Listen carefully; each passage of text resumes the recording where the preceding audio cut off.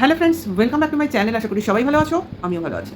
তো বেচুর ব্লগ নিয়ে আজকের ভিডিওটা আমার, কারণ বেচুর মায়ের শরীর খারাপ, তো এবার চোখটাও খারাপ হয়েছে, অর্থাৎ চোখে ছানি পড়েছে।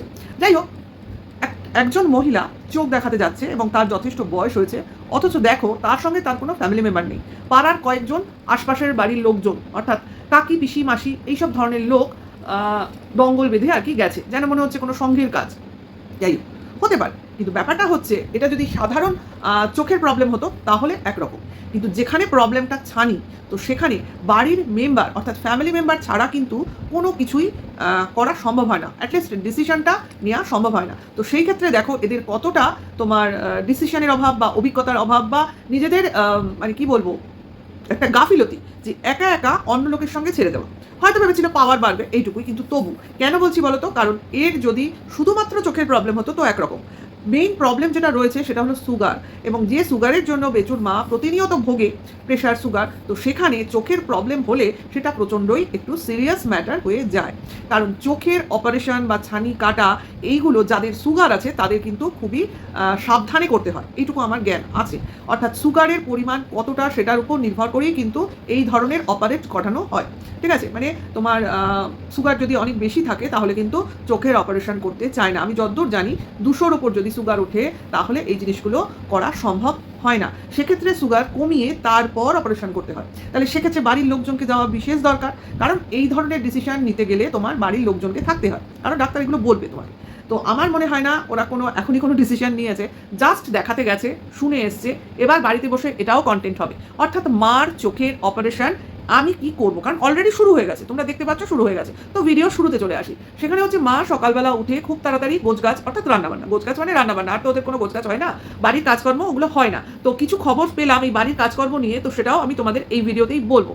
হ্যাঁ, অবশ্যই খোঁজ দেওয়ার পাবলিক হচ্ছে কিমা পাতানো দিদি, তো তার কাছ থেকে খোঁজটা পেলাম। তো আগে চলি, ভিডিওর শুরুতে কি দেখলাম, তো মা উঠে সকালে যেটা কাজ সেটা হচ্ছে পেটের জোগাড়, খাওয়ার জোগাড়, মুখের জোগাড়, যাই বলো না কেন সেটা করে যাও, না সেটা করতেই হবে, কারণ বাড়িতে বাচ্চা রয়েছে। আরে বুড়ো থাড়িগুলোর কথা ছেড়ে দাও, বিশেষ করে বেচু আর বেচুর বাবা, যারা কিনা নিজেরা ইচ্ছা করলে নিজেদের খাবার জোগাড় করে নিতে পারে, সেক্ষেত্রে বাচ্চাটার প্রবলেম, তো সেক্ষেত্রে জোগাড় যন্ত্র করে উনি গেলেন। তো ঠিক আছে, এটা তো করতেই হয়, যে কোনো মহিলা থাকলেই সেটা করবে, করা উচিত, এবং তাকে বলার প্রয়োজন হয় না এগুলো।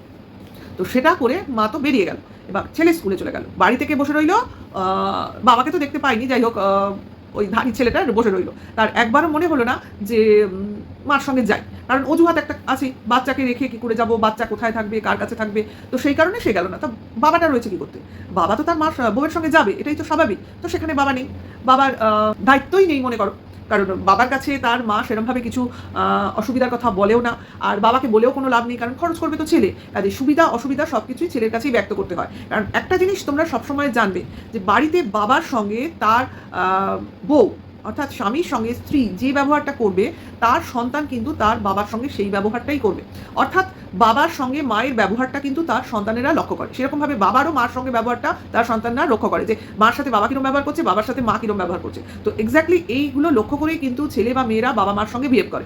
তো সেই ক্ষেত্রে বেচু বুঝে গেছে বাবাকে মোটেও সেরকমভাবে পাত্তা দেওয়ার দরকার নেই, কারণ মা দেয় না, কারণ বাবা তো মার কোনো অভাবই মেটাতে পারবে না, অ্যাটলিস্ট অপারেশন তো করাতেই পারবে না, ওষুধ এনে দিতে পারবে না, মানে যেগুলো দরকার সেইগুলোর কোনো জোগাড় যন্ত্রই তো বাবা করতে পারবে না। তা সেক্ষেত্রে বাবা হলো নিষ্প্রয়োজন। তো তার জন্যই বাবাকে তার নিজের অ্যাক্টিভিটিস অর্থাৎ কুটির শিল্পটা দেখাতে হয়, ওইটুকু ছাড়া তার তো আর কোনো ক্ষমতা নেই। তো সেই ক্ষেত্রে উনি নিজের কুটির শিল্পের প্রতিভা দিয়ে ছেলের খরচ বাঁচানোর চেষ্টা করে, ঠিক আছে। তাতে উনি সফল হন কিনা সেটা একমাত্র ছেলেই বলতে পারবে, তার বেচুরাম ছেলেই বলতে পারবে, তাই না। সে যদি নিজে মুখে বলে না, বাবা একটা সাশ্রয় করে দিল, দেন বাবা খুশিতে হয়তো দুমুঠ ভাত আর একটু বেশি খাবে, যাই হোক ছেড়ে দাও, সেই প্রসঙ্গ বাদ, সেটা যার যার ব্যক্তিগত ফ্যামিলি ম্যাটার। কেন এগুলো বলতে হয় জানো, কারণ এদের অত্যাধিক লোভী চরিত্র আর এই ওয়াইটিতে নিজের ফ্যামিলি ম্যাটারকে পাবলিক করে দেওয়ার জন্য। আজকে যদি এরা নিজেদের ফ্যামিলি কেচ্ছাকে পাবলিক না করতো, তাহলে কিন্তু লোকজন এইভাবে এদেরকে কাটাছেড়া করতে পারতো না, অ্যাটলিস্ট আমি তো পারতামই না, যদি এরা নিজের ফ্যামিলি ম্যাটারকে পাবলিক না করতো, ঠিক আছে। তো যাই হোক, করতেই হবে না, তুমি একটা মেয়েকে যেভাবে নোংরা প্রতিপন্ন করার জন্য সবাইকে ফেউ লাগিয়ে দিয়েছিলে তার পেছনে, তো তোমার পিছু তো ধরতেই হবে, অন্তত ধরে রাখতে হবে, ঠিক আছে। যাই হোক, সেটা বাদ দাও। এইবার মা তো চলে গেল, তো ছেলে বসে রইল কি না, নিজের ছেলের দেখাশোনা করতে হবে, তো সেটার জন্যই তো তুমি ছেলেকে রেখে দিয়েছো।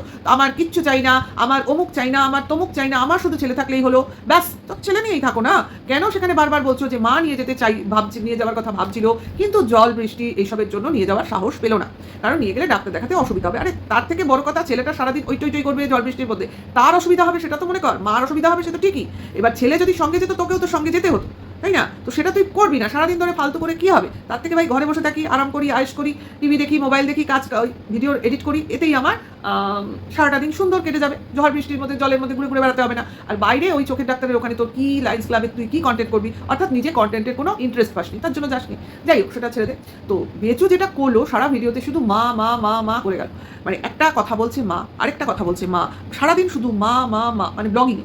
হ্যাঁ, তা নিজে যতবার মা মা করিস, নিজের ছেলেটার মুখ থেকে মা ডাকটা তুই সরিয়ে দিয়েছিস, এর ফল তো তোকে পেতেই হবে। নিজের মা ডাকটা অক্ষুণ্ণ আছে নিজের মুখে, অথচ ছেলের মুখ থেকে মা ডাকটা তুই ছিনিয়ে নিতে পুরোপুরি এখন অবধি সফল হয়েছিস। ছেলে কিন্তু মা ডাকে না, এইটা জিনিস তার ছেলের মনের মধ্যে কিন্তু আজীবন থাকবে যে সে কিন্তু জ্ঞান হওয়ার বা একটু বড় হওয়ার পর থেকে মাকে আর ডাকতে পারেনি, অথচ তার মা কিন্তু ছিল, এবং সেই থাকার দরুন তাকে কী কী জিনিস ভুগতে হয়েছে এগুলো তো ভবিষ্যৎ বলবে, মানে ওপরওয়ালা তোকে বলবে। যাই হোক, তো সেই বিকেলবেলা মা ফিরে আসার পরেও তুই বলছিস এখনো জানিনি যে মা ডাক্তারের ওখানে কী করলো। ভাব তুই কী ছেলে, অ্যাটলিস্ট যে ডাক্তার দেখাতে গেছে সে যে ডাক্তারই হোক, সে ফিরে আসলে এটা তো জিজ্ঞাসা করবে যে তোমাকে ডাক্তার কী বললো। হ্যাঁ, তোমরা কি মনে করছো জিজ্ঞাসা করেনি? সবই জিজ্ঞাসা করেছে, কিন্তু ওই যে কন্টেন্ট করতে হবে, ভিডিওতে দেখাতে হবে, সেই জন্য ওটাকে সাজিয়ে গুছিয়ে ক্যামেরা সেট করে তারপর বলা হলো। কারণ মা তো যখন ওর সঙ্গে কথা বলেছে তখন তো কাজ করতে করতে বলেছে। মনে করো একটা লোক বাইরে থেকে কাজ করে ডাক্তার দেখে আসলে কী করে, নিজে জামা কাপড় ছাড়বে, একটু খাবে, খেয়ে রেস্ট নেবে, তো সেই বলতে বলতেই যে কথোপকথন হয়েছে সেগুলো তো ক্যামেরায় দেখালে ঠিক সাজিয়ে গুছিয়ে বলা হবে না। তো তার জন্য তখন বলা হলো এখনো জানিনি, পরে জানবো। হ্যাঁ, তোর মতো সুযোগ্য পুত্র এরকম কথা বলতেই পারে, কিন্তু যারা সত্যিকারের অরিড হবে যে মা তো ডাক্তার দেখাতে গিয়েছিল কী বললো, সে তো দৌড়ে এসে অটো থেকে নামলেই তখনই জিজ্ঞাসা করা শুরু হয়ে যাওয়ার কথা, তাই না? সে রাত্রে বিকেলবেলা ক্যামেরা সেট করে জিজ্ঞাসা করবো, এইরকম যারা ভাবে তারা তো টোটালি ড্রামাবাজ। তো বেচু তো ড্রামাবাজি, যাকে বাদ দাও। তো বেচু বিকেলবেলা চললো বাজার দেখতে, বাজার করতে, সঙ্গে চললো কিছু ভেড়া বা ছাগল ডাকছিল ওর পাশে যেতে যেতে। আমি ভাবছিলাম বেচুও কথা বলছে, পাশে ছাগলটাও ভেড়া করতে করতে, না ভেড়া যাই হোক, ভেড়াই হবে, ভেড়া করতে করতে ডাকছে। আমি বাহ, কি কম্বিনেশন! বেচুর গলার স্বর আর সঙ্গে ভেড়ার ডাক একেবারে তারে তার সুরে সুর মিলে গেছে। যাই হোক, দুজনে মিলেই চললো বাজারের উদ্দেশ্যে, অর্থাৎ ভেড়াটাও যাচ্ছিল আর কি, নয় পাশে কোনো বাড়ি থেকে ডাকছিল, যাই হোক হবে হয়তো, ভেড়ারা তো বাড়িতেই থাকে, তো সেই রকমই ব্যাপার। তো সেখান থেকে কী নিয়ে আসলো, চাউমিন আর চাল, মানে ভাত একসাথে মিশিয়ে নিয়ে আসলো। আমার মনে হয় ফ্রাইড রাইস আর চাউমিন একসাথে মিশিয়ে নিয়ে চলে এসেছে। ভাই কম্বিনেশন আমি জিন্দগিতে খাইনি। তো সেটা হলো ভাত দিয়ে চাউমিন, মানে চাল আর চাউমিন একসাথে মিশিয়ে, যাই হোক খেতেই পারে। এরা হলো মনে কি করে জানো, মুখ দিয়ে খাবারটা যাবে না, খাবারটা তো পেটে যাবে, কাজে পেটটা ভরলেই হলো। এবার মুখ দিয়ে যে খাবারটা ঢুকিয়ে সেটা টেস্ট নিয়ে চিবিয়ে তারপর গিলছি, সেই জিনিসটা এদের মাথায় থাকে না। কারণ এরা হলো খাওয়া সর্বস্ব পাবলিক, খেলেই হলো, না হলে নিজের ছেলের দুধের খরচ বা পিডিয়াশিওরের টাকার কথা তোমাদের বলে। এবার কিছু ভিউয়ার্স হয়তো বলেছে ভাই তুমি এরকম নিজের সন্তানের খাবার কিনে তার দামটা বলো না, এটা কিন্তু শুনতে ভালো লাগে না। তো সেটার জন্য সে সাজিয়ে গুছিয়ে চলে এলো একটা সাজানো গুছানো কথা বলতে, না তোমরা যদি কিনতে গিয়ে ঠকো তার জন্য আমি তোমাদের ঠকানোর হাত থেকে বাঁচানোর জন্য এই ধরনের কথা বলি। মানে কেউ আর বাচ্চা মানুষ করে না, আর কারোর বাচ্চা পিডিয়াশিওর হরলিক্স বা কৌটোর দুধ খায় না, কেউ কোনোদিন কিনেনি, তাই না? একমাত্র এই বেচুই কিনছে, আর বেচুই কিনে তোমাদের দামটা জানাচ্ছে, ঠিক আছে? মানে এর হচ্ছে এত ঠকে যাবো একটা জিনিস চলতে থাকে, সেই তোমার নেবুলাইজার কেনার থেকে শুরু হয়েছে, এটার দাম অনলাইনে ওই, দোকানে ওই নিল, এই যে একটা শুরু হয়েছে, তারপর থেকে সব জিনিসেরই একটা দাম বলতে শুরু করছে যদি ঠকে যাও। মানে নিজে লোককে এত ঠকিয়েছে, তো কাজে সবসময় নিজের মাথায় চিন্তা হয় কেউ ওকে ঠকিয়ে ওর কাছ থেকে টাকা বার করে নিল। এটা হচ্ছে ওর একটা ফোবিয়ায় তৈরি হয়েছে যে আমাকে লোক ঠকাচ্ছে, আমার কাছ থেকে টাকা খিচে বার করে নিচ্ছে। এটা হবেই, মানুষকে এত ঠকিয়েছে না, কাজে সেই ভয়টা ওর মধ্যে এখনো কাজ করছে। যাই হোক, ওর পক্ষে এই ধরনের বক্তব্য রাখা সম্ভব, আর ওর ভিউয়ার্সরা দোষ ধরতে চলে আসে, কিন্তু ওই যে তাদেরও পালিশ করার চেষ্টা করে। যাই হোক, এটা তো ছেড়ে দাও। এখনও কিন্তু ও ওই গিফটের টাকার শোক ভুলতে পারছে না, অর্থাৎ কেউ বলে দিয়েছে, এটার একটা রাগ হতে পারে। আর দ্বিতীয়ত ও ভাবছে এ যদি এই টাকার কথা বলতে পারে, না জানি আরও কত টাকা আমার কাছে এলো না, এই করে যদি কারোর কাছ থেকে টাকাটা কিছু বার করা যায়। বারবার বলছে না আমার কাছে তো আসেনি, তার কাছে যদি এসে থাকে তাহলে অ্যাটলিস্ট বলুক তার কাছে আছে, আমার চাই না। আরে ভাই তুই তো তখন যেই বলবে আমার কাছে আছে, তুই তখন অমনি চেপে ধরবি, আমাকে পাঠিয়েছে দেখো ও নিয়ে বসে রয়েছে। আসলে এই কেসটা হয়েই গেছে, একজন দিয়েছে, এবার যে দিয়েছে সে তো নিজে থেকে বলেনি, এবার সেই না বলার সুযোগটা এরা নিচ্ছে। এরা দুজনেই তোকে দিয়েছে, মানে একটা টাগ অফ ওয়ার খেলছে। আদতে কিন্তু এরা দুজনেই পার্সেন্টেজ পায় বা পেয়ে থাকে, না হলে এমনি কেউ কাউকে টার্গেট করছে না, এটা কিন্তু পরিষ্কার। যাই হোক, ভবিষ্যতে যদি পুরো ব্যাপারটা জলের মতো ক্লিয়ার হয়ে যায় তাহলে আমাদের আরও বলতে সুবিধা হয়, আশা করি সেটা হবে, এবং এরাই এই জিনিসটাকে ক্লিয়ারলি সামনে আনবে বলেই আমার ধারণা, এবং সেটার জন্য কিছু তো ওয়েট করাই যায় না, তো সেটা ওয়েট করবো। এইবার চলে আসি বেচুদের বাড়ির কাজের প্রসঙ্গে, অর্থাৎ বেচুদের এই প্রাসাদের মতো বাড়ি, তার যে পয় পরিষ্কার করা, বাড়ির যে কাজকর্ম, এই যে বেচুর মা সারা বাড়ির কাজ একা করে, বেচু মাঝে মাঝে এখানটা ওখানটা ঝাড় দেয়, এই যে একটা ব্যাপার চলছে, আর বেচু কোনো কাজের লোক পায় না, কারণ বেচু বাড়িতে কাজের লোক রাখবে না। তো এই ব্যাপারটাকে নিয়ে বহু লোক বহুবার বলেছে যে কেন তোমরা রাখো না, তখন বেচুর একটাই কথা, ওখানে কাজের লোক পাওয়া যায় না। অথচ আমরা কিন্তু জানি যে ওই সব জায়গা থেকেই কাজের লোক শহরে কাজ করতে আসে, মানে আমাদের এদিকে কাজে ম্যাক্সিমাম ওদিক থেকেই আসে। তাহলে ওখানে কাজের লোক নেই হতে পারে? আমাদের এখানকার লোক তো ওখানে কাজ করতে যাবে না, ওদিক থেকেই ওই গ্রামগঞ্জ থেকেই কাজের লোক এদিকে আসবে, কারণ জানি ওদিককার লোকই এদিকে আসে। সেক্ষেত্রে বলছে ওদের ওখানে কাজের লোক নেই, মানে সবাই একেবারে জমিদার আর কি। হ্যাঁ, প্রত্যেকেরই বিশাল বিশাল বাড়ি, জমিদার আর ক্ষেত আছে, খামারি আছে, করে খায়। হ্যাঁ, কাজের লোক ওখানে নেই, সেই জন্য ওরা পায় না।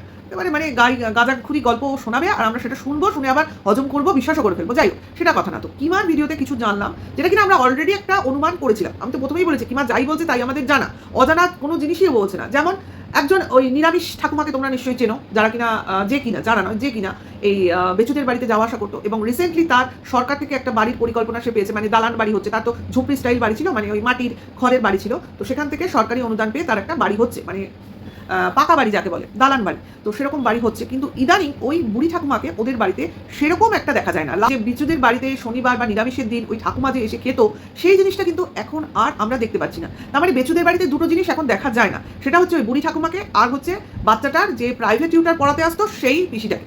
এই দুজনকে কিন্তু ওদের বাড়িতে ওদের ব্লগিংয়ে বা ওদের কথাবার্তায় মিসিং পাচ্ছি।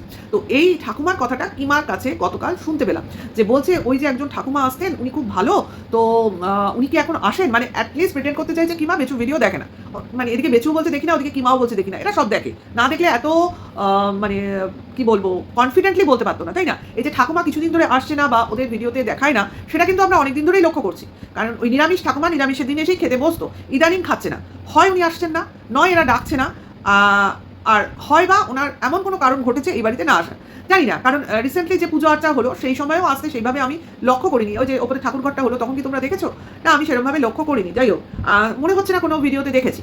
তো কিছু তো একটা ঘটেছে যার জন্য সে আসছে না। কিন্তু কিছুদিন আগে এই বন্যা হবে, নদীতে জল বেড়েছে, সেটাকে নিয়ে বলা হচ্ছিল ঠাকুমার যদি অসুবিধা হয় তাহলে আমাদের বাড়ির ছাদে মালপত্র নিয়ে এসে থাকতে পারে, এরকম একটা ওরা শোনাচ্ছিল। যাই হোক, তারপরে তাকে আর দেখা যায়নি।